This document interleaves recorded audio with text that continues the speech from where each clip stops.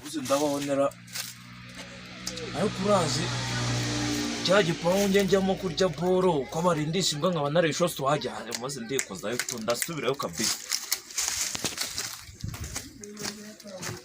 Kwiba akagera naho yiba n'imbeba yo mu nzu, isahane bari, isafuriya bari, ibintu byose barakokoye paka. Uretse none ariko uyu munsi ndijya akadaho ninamufata kandi aho mufatira leta mucinja umugongo n'amikene.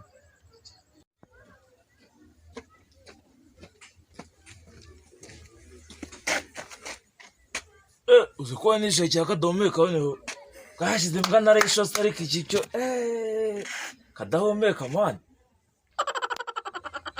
Iki kintu ni kurura urupupwe.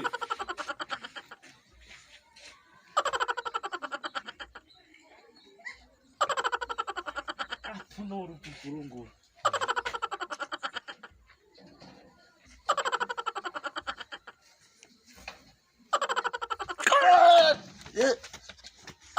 Hagarasha